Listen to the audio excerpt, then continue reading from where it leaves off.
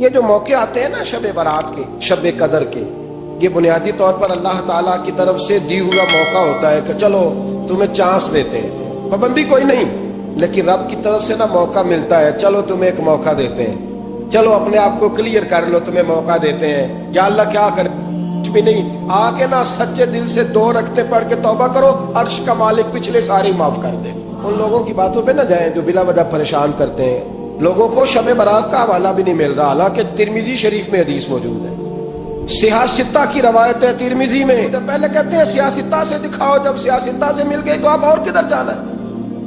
اور ابن ماجہ میں موجود ہے مولا علی کی روایت، اور ذرا ترتیب دیکھیے گا، یہ ترمذی کی حدیث ہے، امام ترمذی نے تو پورا باب باندھا ہے 15ویں شعبان پر، پورا باب۔ اب تمہاری مرضی ہے اگر تم نہیں بات کو سمجھنا چاہتے، لیکن میں نے پہلے بھی کہا تھا، پھر کہتا ہوں، اگر ہمیں کوئی شخص کہتا ہے کہ شب برات کو اٹھ کے نفل نہ پڑھو، تو بھائی نفل ہم نے پڑھنے اللہ کی رضا کے لیے، ہمیں کسی بندے سے ڈگری لینے کی ضرورت نہیں، نہ تو ہمارے اور رب کے درمیان معاذ اللہ کو وسیلہ ہے کہ تو کہے گا تو پڑھیں گے، جب دل کرے گا پڑھیں گے، اور جتنے دل کرے گا پڑھیں گے۔ ہم تو نفل کہہ رہے ہیں اس کو، ہم نے کب کہا ہے ضروری ہے جو عشاء پڑھ کے سو جائے فجر تک سویا رہے، ہم اس کو گناہگار نہیں کہہ رہے، لیکن یہ ضرور کہیں گے کہ گولڈن چانس مس کر دیا اس نے چانس مس کیا ہے، یہ تو اللہ کی رحمت کا موقع تھا۔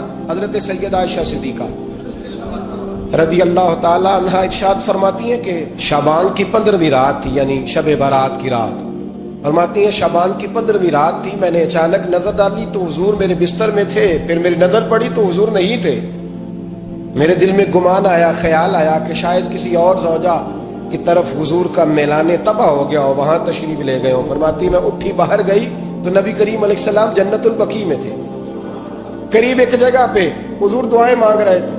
فرماتے میں گیا تو حضور فرمانے لگے، ابو بکر کی بیٹی تو نے کیا گمان کیا کہ اللہ کا رسول تیری حق تلفی کرے گا؟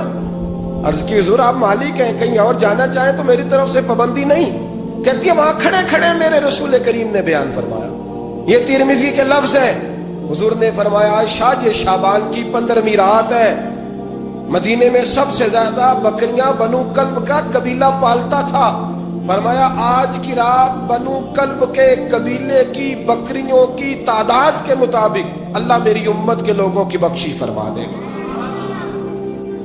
یہ وہ رات ہے۔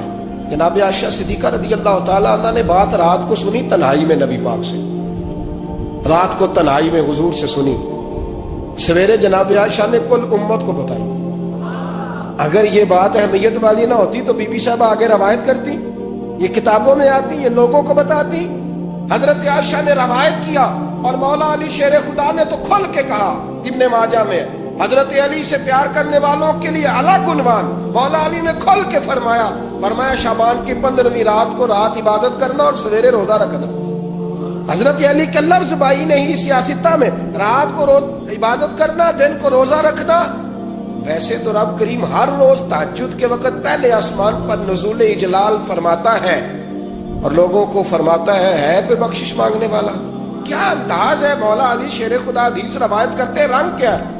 فرمایا باقی راتوں میں نا تھوڑا سا پیکج ہوتا ہے، تھوڑا سا آخری حصے میں رات کے شب برات کو نا رات چڑھتے ہی اللہ پہلے آسمان پر جو اس کی شان کے لائق ہے نزول اجلال فرماتا ہے، اور پہلا جملہ یہ فرماتا ہے کوئی معافی مانگنے والا؟ اللہ کرے آپ کو سمجھ آئے، یعنی معافی دینے والا کہہ رہا ہے چلو آؤ ادھر آؤ ذرا معافی مانگو، میں معاف کرنے آیا ہوں، مانگو معافی۔ ہے کوئی معافی مانگنے والا؟ معاف کر دیں گے۔ اور آپ فرماتے ہیں ہے کوئی رزق مانگنے والا؟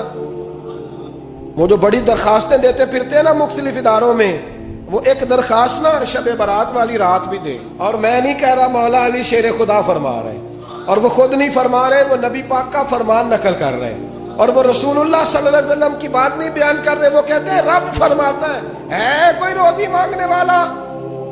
سارے سیٹھوں نوابوں جاگیرداروں کے پاس جا جا کے تھک گئے ہو، ایک دن میرے کہنے پر، ایک رات، ایک دیہڑی ذرا شب برات والی لگا کے تو دیکھو۔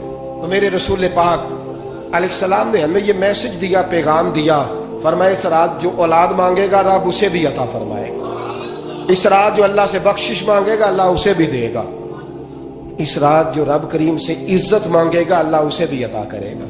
شارحین نے لکھا اس رات جو رب سے پردہ پوشی مانگے گا، اللہ اسے پردہ پوشی بھی عطا کرے.